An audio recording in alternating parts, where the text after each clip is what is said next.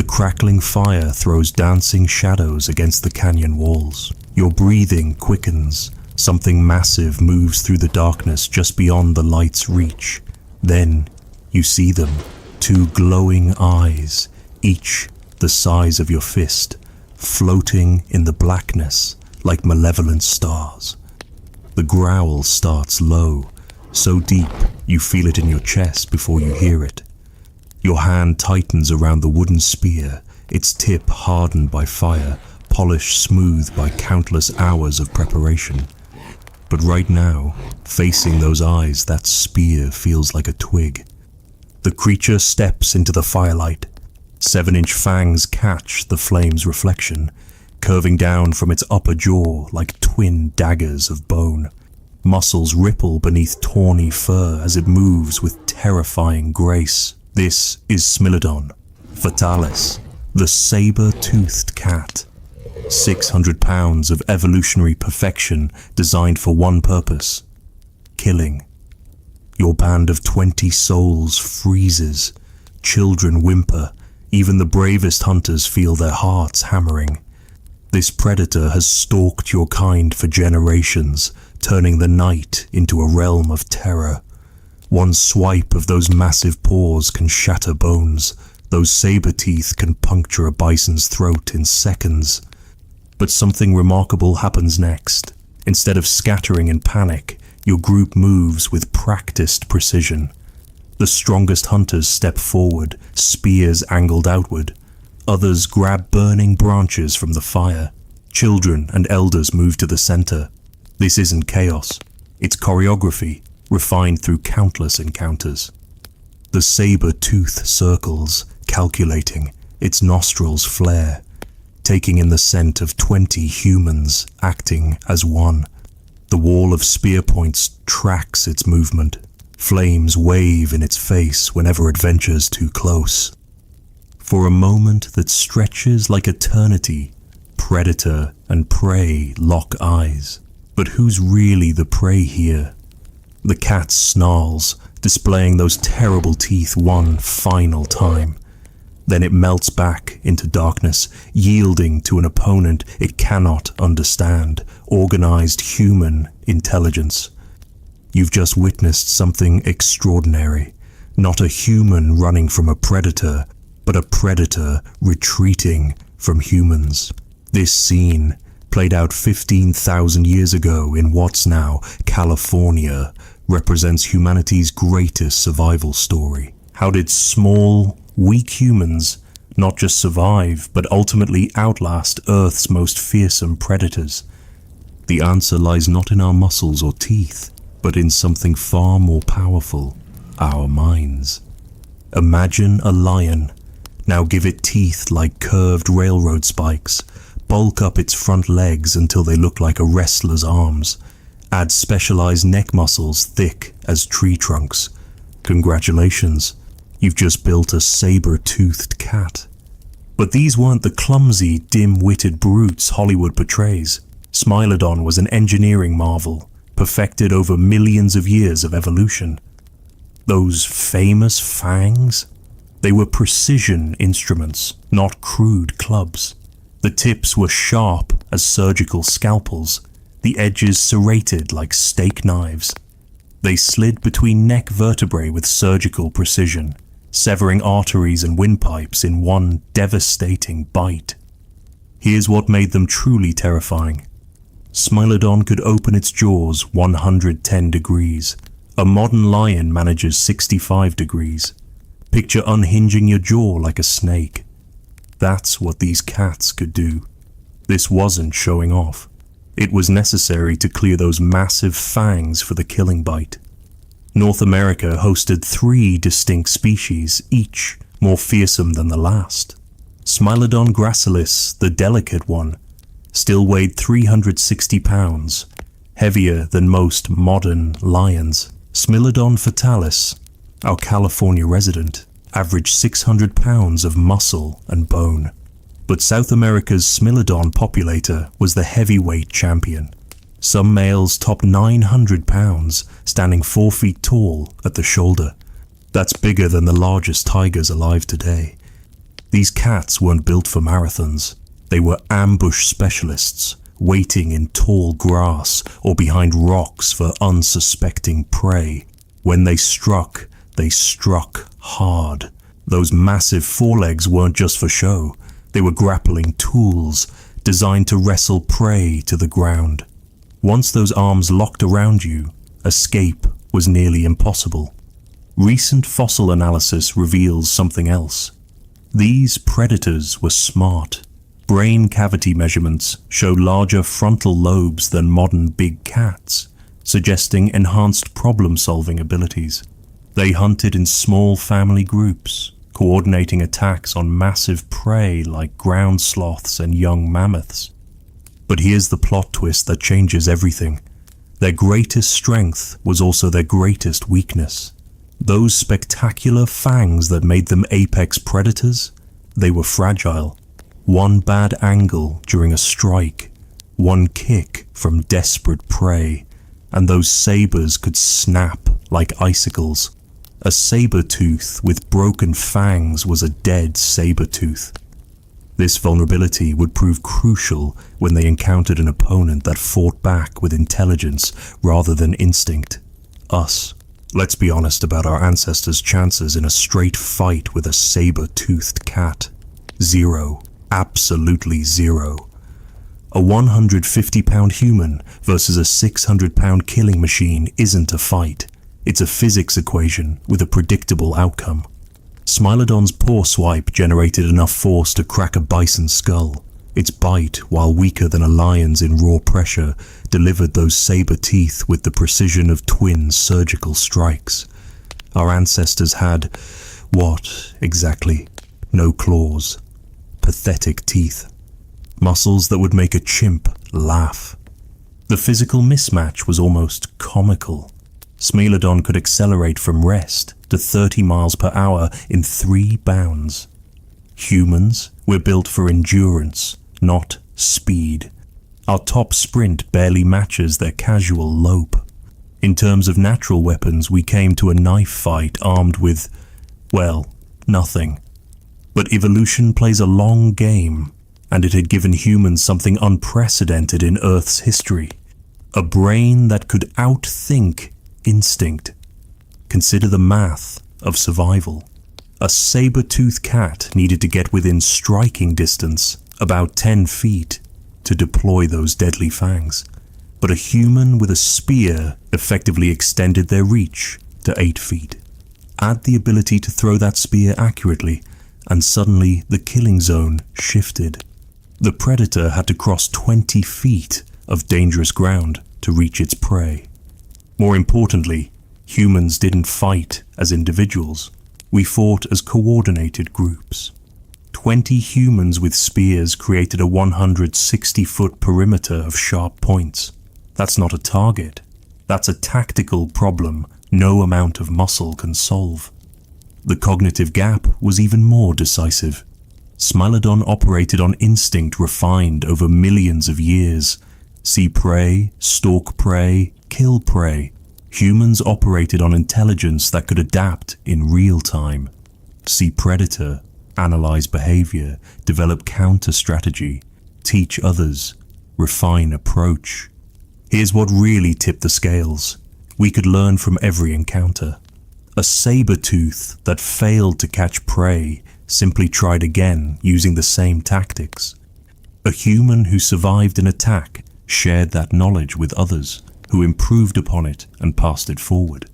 Each generation got smarter about predator behavior while the predators remained locked in their evolutionary programming. This mismatch, physical weakness paired with cognitive superiority, forced our ancestors to develop something unprecedented in nature, technology as a survival strategy. And it started with humanity's first and greatest invention. Picture the moment everything changed. Somewhere in Africa, 400,000 years ago, one of our ancestors didn't run from a wildfire. They carried it home. That single act of courage rewrote the rules of predator and prey forever. Fire didn't just cook food or provide warmth. It created humanity's first force field against the terrors of the night. For millions of years, darkness belonged to the predators. Saber-toothed cats, with eyes designed for low-light hunting, owned the night. Then suddenly, desperately, magnificently, humans said no. Archaeological evidence from Kesem Cave in Israel shows systematic fire use dating back 400,000 years. But here's what the charred remains don't capture: the psychological revolution fire created. For the first time in Earth's history, a prey species could extend daylight into darkness, creating zones of safety that predators dared not breach. The chemistry is simple. Every child who's watched a campfire knows flames are mesmerizing. But for a night-hunting predator, fire was sensory overload. The crackling sounds masked approaching footsteps. Smoke confused their incredible sense of smell.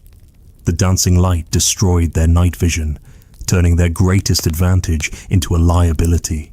And the heat? No fur-covered predator enjoys temperatures that humans could tolerate by simply backing away a few feet. Our ancestors quickly learned fire's tactical applications. They didn't just maintain one fire, they created defensive perimeters. Archaeological sites reveal evidence of multiple fire pits arranged in strategic circles. Imagine a saber-toothed cat approaching such a camp. Every direction offers dancing flames, unpredictable shadows, and alert humans with burning branches.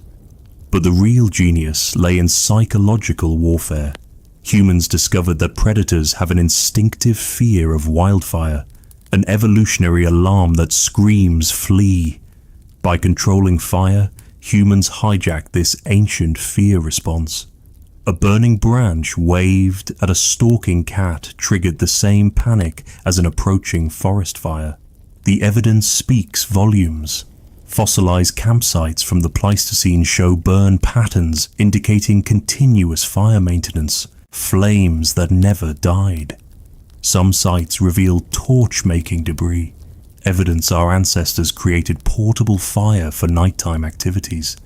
They weren't just using fire, they were weaponizing it. Think about what this meant for human development. Before fire, our ancestors lived half their lives in terror, huddled together through endless nights. After fire, they could extend productive hours, tell stories, plan tomorrow's hunt, and, crucially, sleep with both eyes closed. Fire was humanity's first declaration of independence from the natural order. But it was just the beginning. The spear in your hands isn't just a sharp stick. It's 300,000 years of engineering excellence, refined through countless life or death field tests. And when German archaeologists uncovered the Schöningen spears in 1995, they discovered something that rewrote prehistory. These weren't crude poles with pointed ends. They were sophisticated weapons that would make a modern engineer proud. Each spear was carved from carefully selected spruce wood, chosen for its perfect balance of flexibility and strength. The tips were fire-hardened to the consistency of horn. But here's the genius part. They were weighted like Olympic javelins, with the balance point calculated for maximum throwing distance. Think about what this means. While saber-toothed cats were evolving bigger teeth, humans were evolving better technology. And technology evolves faster than biology ever could. The first spears were thrusting weapons requiring dangerous close-quarters combat. But by 400,000 years ago, humans had learned to throw them with deadly accuracy. Physics gave us an incredible advantage. A thrown spear travels at 100 feet per second. That's faster than any saber-tooth could dodge.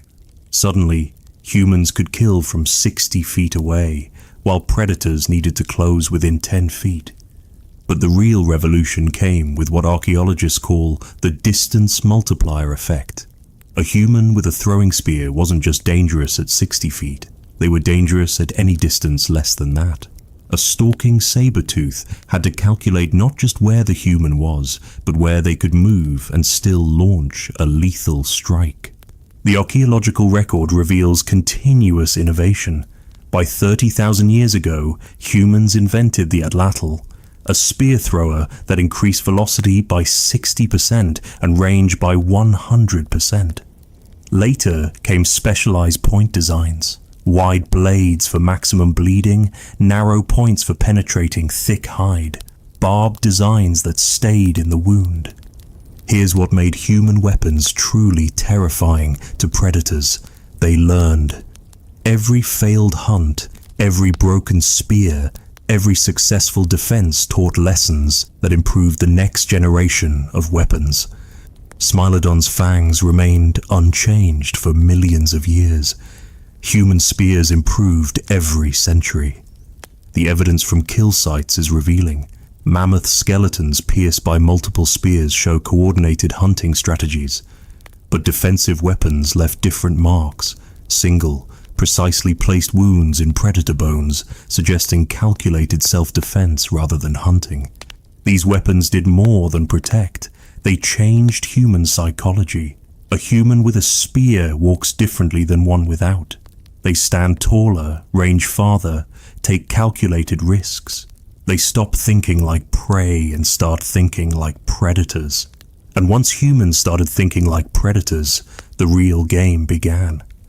A lone human encountering a saber-toothed cat was a meal. 20 humans working together. That was an army. And this transformation from individual weakness to collective strength represents one of evolution's greatest success stories. Watch a modern wolfpack hunt, and you'll see sophisticated coordination. But human cooperation went beyond anything nature had produced. We didn't just hunt together, we thought together, creating a collective intelligence that no single predator could match. The evidence comes from Pleistocene campsites across the Americas. Living floors show specialized activity areas, tool making here, food preparation there, defensive positions along the perimeter. This wasn't random clustering, it was urban planning, prehistoric style. Every member had a role, every role had a purpose, and every purpose served survival. Here's what made human groups terrifying to predators: unpredictability. A saber-tooth could learn that a lone antelope runs left when startled. But humans? One might throw a spear while another waves fire. A third might scream to distract while others attack from behind. We were the first species to weaponize chaos as a defensive strategy. Archaeological evidence reveals sophisticated communication systems. Cut marks on bones show standardized butchering techniques taught across generations. Tool styles spread across vast distances, proving information networks that spanned continents.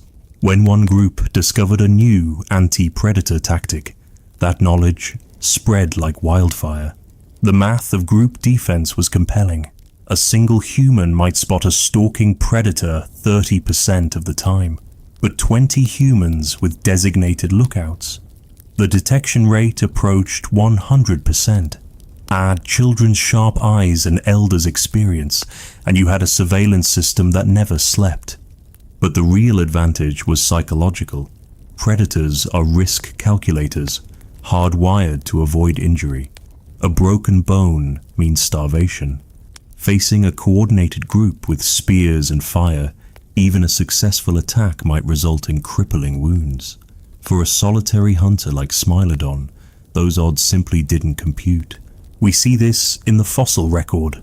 Smilodon bones from areas of high human density show fewer healing injuries, suggesting they avoided dangerous confrontations. Meanwhile, human sites show increasing boldness, with camps in open areas rather than defensive caves. The transformation was complete. Through cooperation, the weakest individuals in the Pleistocene became its most formidable collective force. But strength alone wasn't enough. To truly dominate, humans needed to get inside their enemy's head. Your life depends on knowing the difference between a rustle caused by wind and one caused by a stalking cat. Our ancestors didn't just learn this difference, they became the world's first animal behaviorists, studying predators with scientific precision born of necessity. Modern wildlife biologists use GPS collars and infrared cameras. Pleistocene humans use something far more powerful: thousands of years of accumulated observation. They knew that saber-tooths hunted at dawn and dusk when shadows provided cover. They recognized territorial markings and learned to read them like street signs. Danger, active female with cubs. But our ancestors went beyond observation. They conducted experiments. Archaeological sites reveal predator tests, arrangements of bones and scent marks designed to gauge territory boundaries. They learned that saber-tooths avoided areas with human scent for days after encounters. This intelligence became tactical advantage. The real breakthrough was understanding predator psychology. Saber-tooths, despite their fearsome appearance, were fundamentally conservative hunters. Those massive fangs were fragile. One break meant death by starvation. This made them cautious, preferring guaranteed kills over risky confrontations. Humans exploited this caution mercilessly. They learned that noise and unpredictable movement triggered retreat. They discovered that saber-tooths avoided areas where pack members had been killed, possibly recognizing danger through scent markers. Most importantly, they realized that predators have comfort zones. Push them outside those zones, and they retreat rather than attack. The evidence appears in settlement patterns. Early sites huddle in defensible positions. Later sites sprawl confidently across open ground, suggesting humans had learned to manage predator risk rather than hide from it. Tool assemblages show specialized implements for noise-making and intimidation, the first psychological weapons. This behavioral intelligence created a feedback loop. The more humans understood predators, the more effectively they could avoid or confront them. Each generation's survival literally depended on passing down this knowledge. Children learned to identify saber-tooth tracks before they could properly walk. By the late Pleistocene, humans had compiled a prehistoric encyclopedia of predator behavior. We knew their hunting grounds, their seasonal movements, their preferred prey, their territorial limits. We had transformed from reactive prey into proactive managers of predator risk. But knowing your enemy was only half the battle. The other half was choosing where to fight. Location, location, location. This modern real estate mantra saved countless prehistoric lives. Our ancestors didn't just stumble upon safe camping spots. They selected them with the strategic precision of military commanders. Fly over Pleistocene archaeological sites today, and you'll notice a pattern. They cluster on elevated positions, hilltops, cliff edges, river bluffs. This wasn't aesthetic preference. It was survival strategy. Height meant sightlines, early warning, and defensive advantage. A saber-tooth might be invisible in tall grass, but not when you're looking down from 50 feet up. The genius lay in the details. Sites like Monteverde in Chile reveal sophisticated understanding of defensive terrain. Humans chose locations with natural barriers, rivers on one side, cliffs on another, leaving only narrow approaches that could be monitored and defended. They were creating kill boxes before military science had a name for them. Water played a crucial role. Every major Pleistocene site sits near water, but not too near. Rivers provided drinking water and attracted prey, but also created noise that masked approaching predators. Our ancestors solved this by camping precisely close enough for easy access, but far enough that the sound of flowing water didn't compromise their acoustic early warning system. Archaeological evidence reveals increasing sophistication over time. Early sites show simple clearings with good visibility. Later sites feature modified landscapes, cleared approach routes that eliminated cover, strategic placement of noise-making debris like dry branches, even primitive alarm systems using suspended shells or bones. The most impressive sites show evidence of landscape engineering.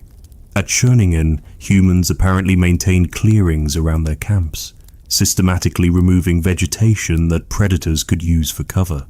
They created what military tacticians call kill zones, open areas where approaching threats had zero cover and maximum exposure to defensive weapons. Seasonal movement patterns tell another story. Humans tracked predator denning sites and avoided them during breeding seasons when saber-tooths were most aggressive. They knew which passes predators used for territorial patrol and chose alternate routes. This wasn't random wandering, it was strategic navigation based on predator intelligence. Cave selection followed similar logic. Not just any cave would do.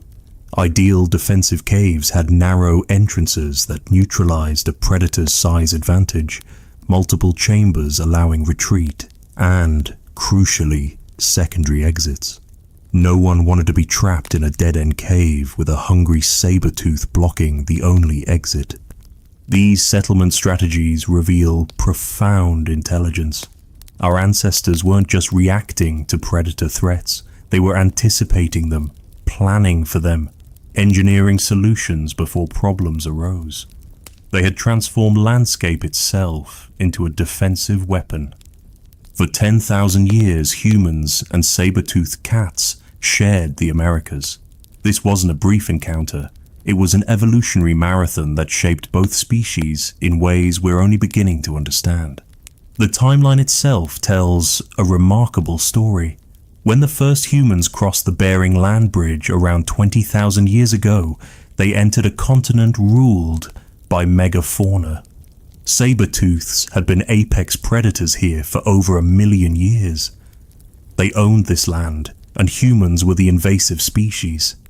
But invasive species with a difference.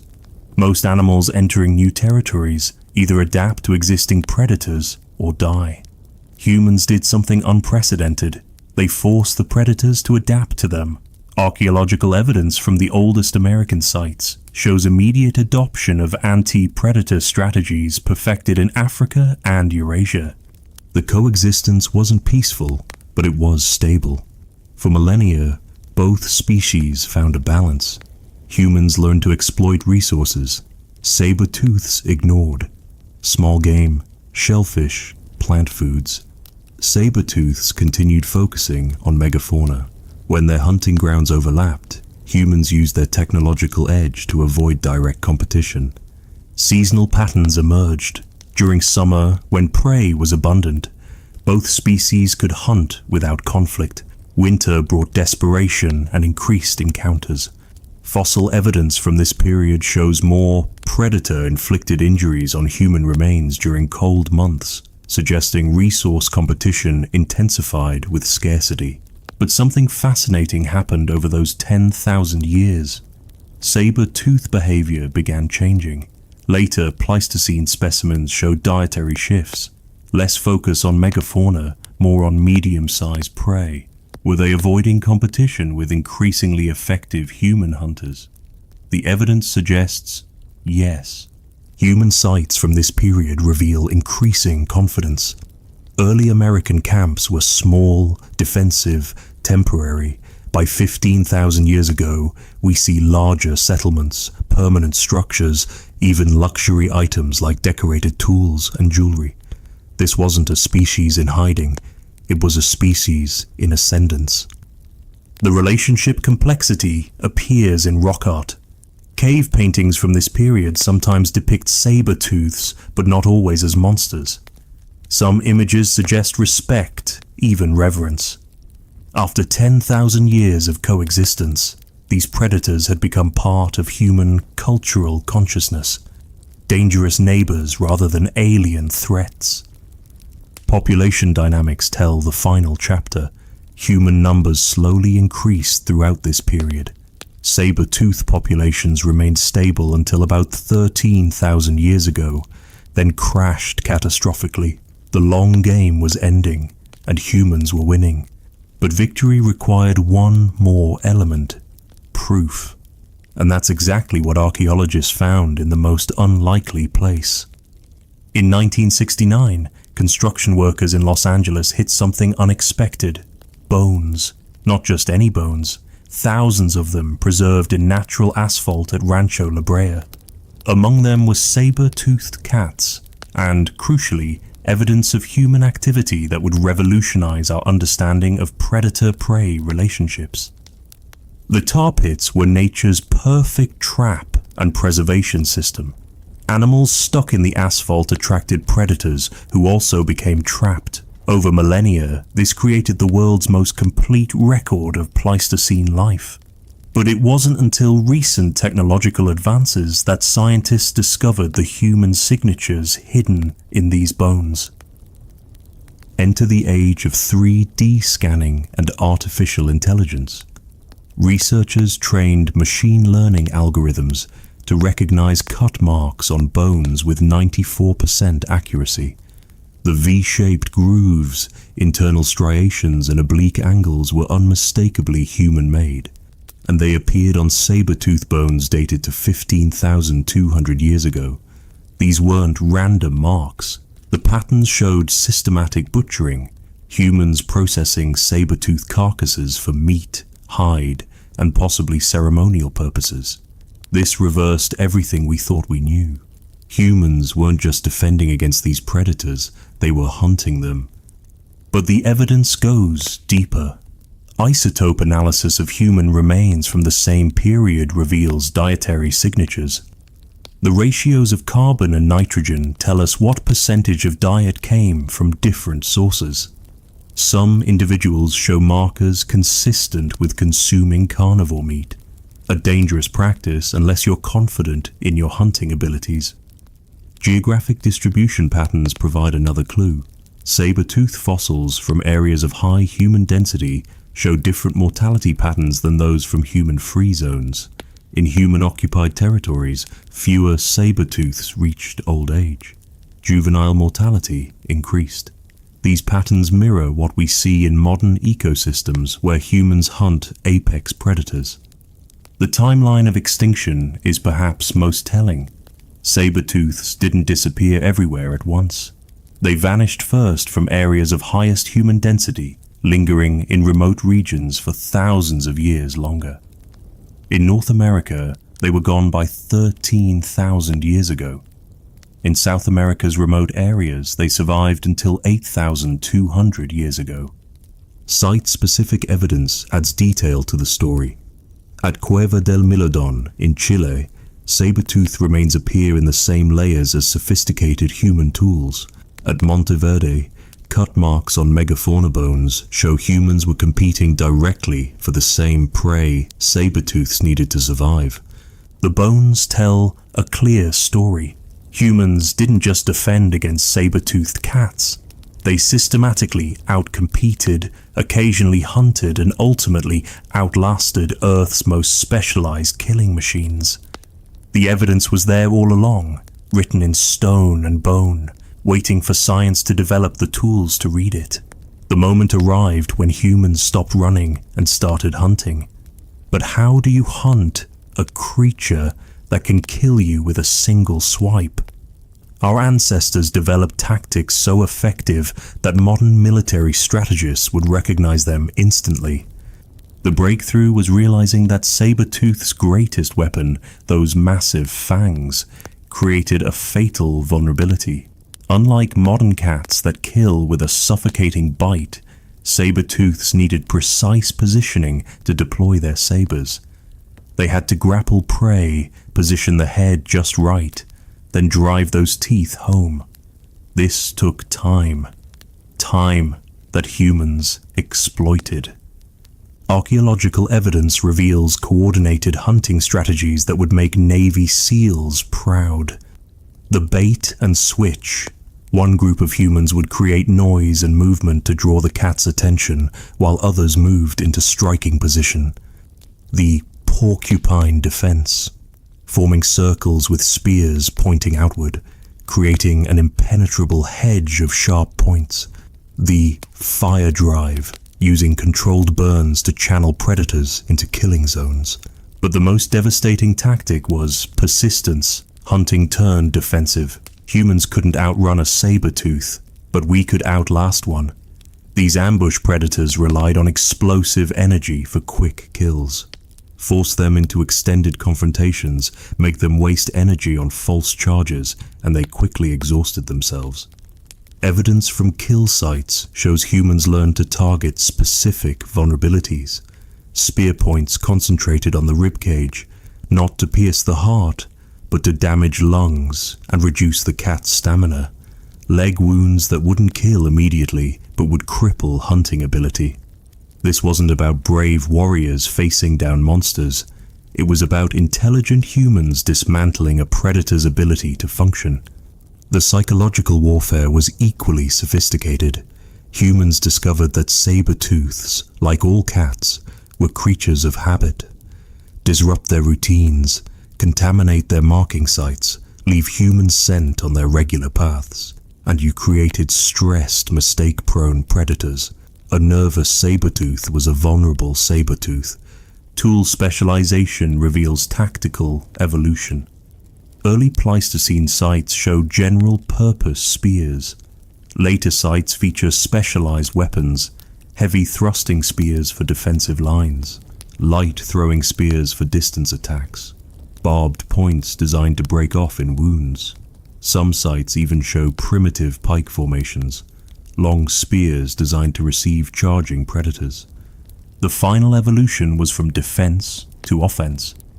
By 15,000 years ago, we see evidence of humans actively hunting saber-tooths. Not for food, carnivore meat is stringy and parasitic for removal.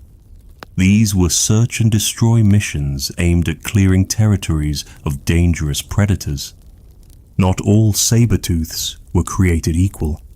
Our ancestors faced 3 distinct species, each requiring different survival strategies. Understanding these differences meant the difference between life and death. Smilodon gracilis was the welterweight, only 360 pounds of muscle and fang. But don't let the name fool you.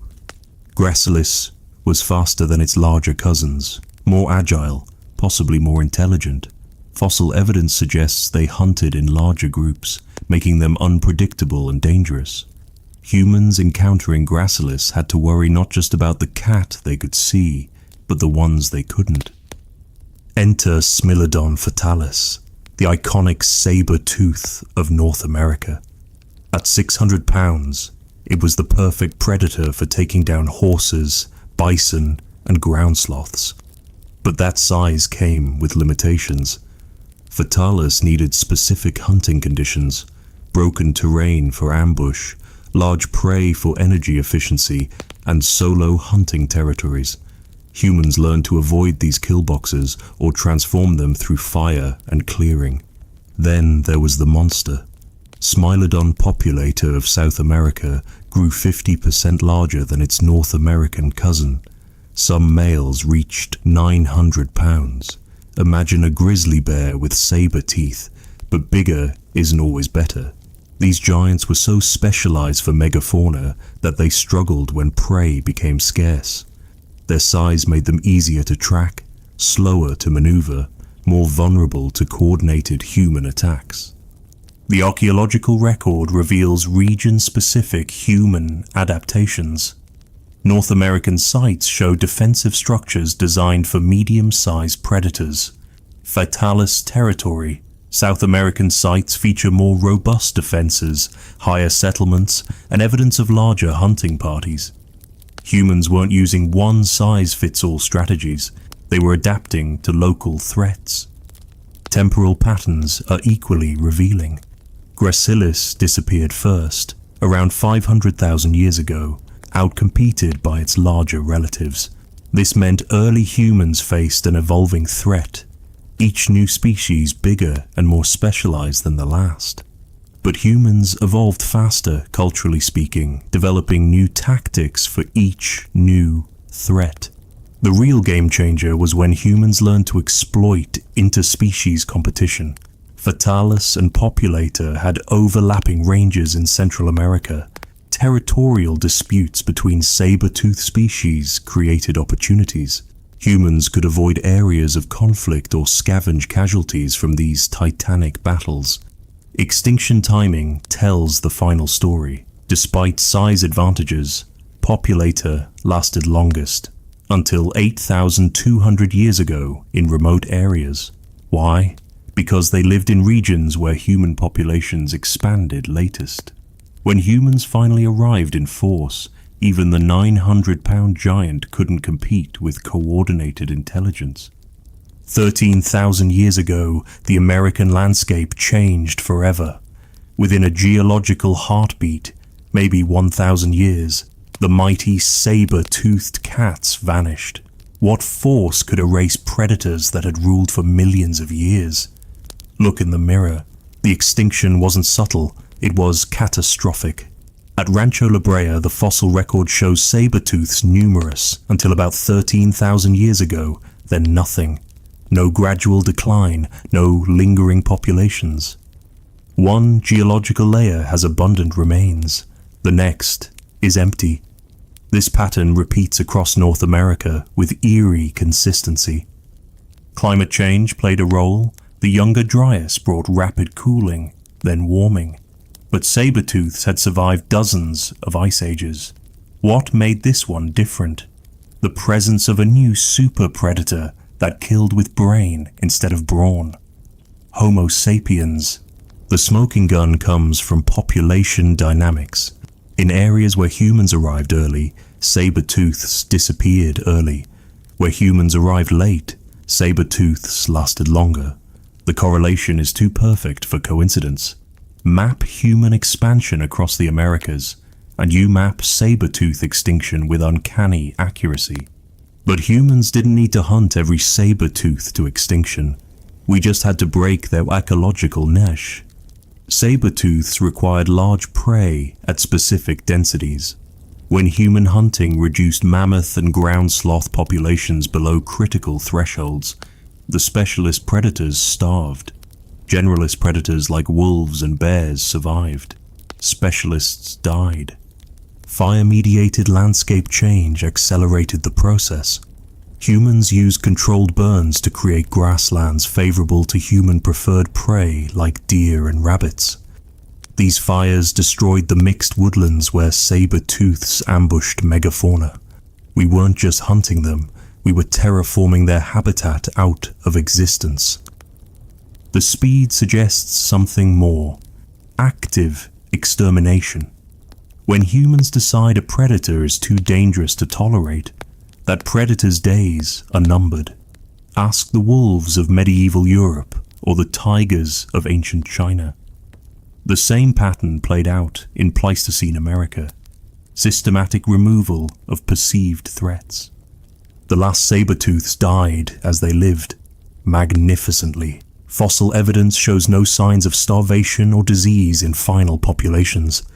They were healthy, well-fed predators that simply ran out of world. Their specialized perfection, honed over millions of years, couldn't adapt to a predator that changed tactics every generation. In evolutionary terms, it was checkmate in a game saber-tooths didn't know they were playing. The saber-tooth saga wasn't humanity's only predator problem. Across the Pleistocene world, our ancestors faced a murderer's row of creatures that would make modern predators look tame.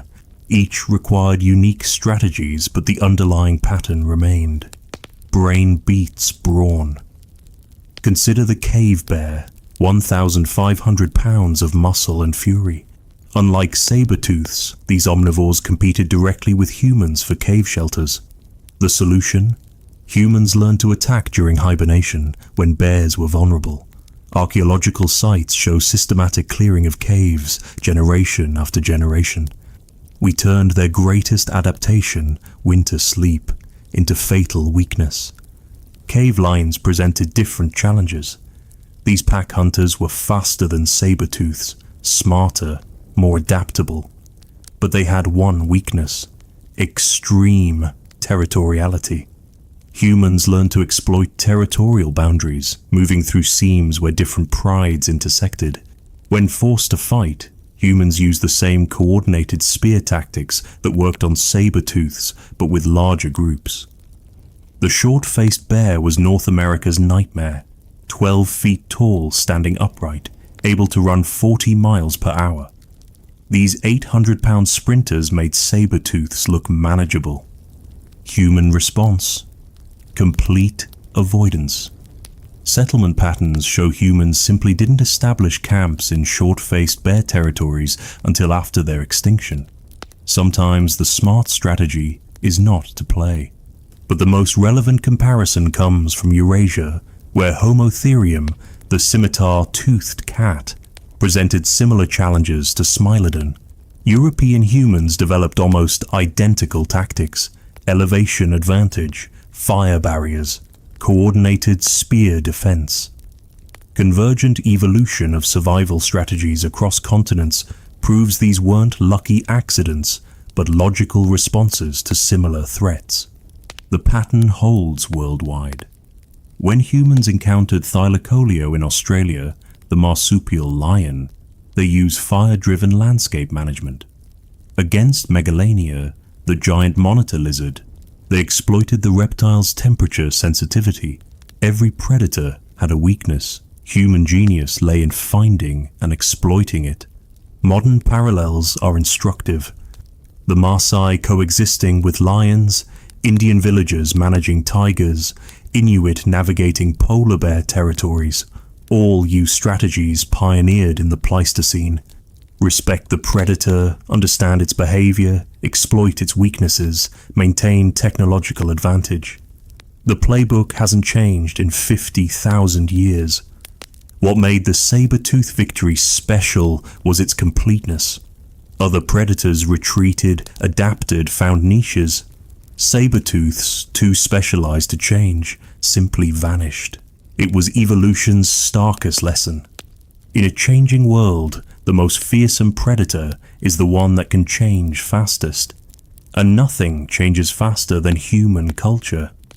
Stand in Los Angeles today, surrounded by freeways and skyscrapers, and it's hard to imagine saber-toothed cats stalking these grounds. But beneath the concrete lies proof.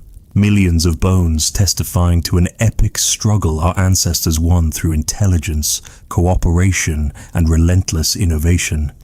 The victory wasn't inevitable. For every human who survived a saber-tooth encounter, others didn't. Their sacrifice taught lessons written in the DNA of survivors. We are here because our ancestors were smart enough to turn weakness into strength, fear into strategy, individual vulnerability into collective power. Consider what this victory required. Not just courage. Any animal can be brave when cornered. It demanded something unprecedented in nature, the ability to think beyond the moment. While saber-tooths remained locked in evolutionary patterns, humans invented new solutions daily. We were the first species to evolve culturally faster than biologically. The tools of victory seem almost absurdly simple now. Fire, just oxidation. Spears, just pointed sticks. Group coordination, just communication. But combining these simple elements created something that transcended their parts. Technology. Not single inventions, but systems of innovation that built on each other exponentially. This ancient triumph echoes through history. The same intelligence that outsmarted saber-tooths built civilizations, explored space, and decoded DNA. When modern humans face challenges, climate change, pandemics, social upheaval, we're using cognitive tools sharpened against Pleistocene predators. The specific threats change, the survival strategies remain remarkably constant. But perhaps the deepest lesson is about specialization versus adaptability. Smilodon was evolution's masterpiece, perfectly designed for one role. When that role vanished, so did they. Humans were evolution's generalists, mediocre at everything, which made us capable of anything. In a changing world, perfection is a trap. Adaptability is survival. The final irony is profound. Those magnificent fangs that made saber-tooths apex predators for millions of years hang today in museums, trophies of the physically weakest species ever to walk the earth. They remind us that in evolution's longest game, the race goes not to the swift or strong, but to the smart. Walk through any natural history museum, and you'll see children staring wide-eyed at Smilodon skeletons, imagining themselves facing down these monsters. They're unconsciously correct. Their ancestors did face them down, and won. That victory wasn't just about surviving one predator, it was about becoming something new, a species that could rewrite the rules of predator and prey. In defeating the saber-toothed cat, we didn't just win a battle. We discovered that with intelligence, cooperation, and innovation, humans could win any battle nature threw at us. The saber-toothed cats are gone, but their greatest gift remains. They taught us we were capable of the impossible. In forcing us to evolve beyond our physical limitations, they helped create the species that would inherit the earth. Not bad for a bunch of weak, slow primates with no claws.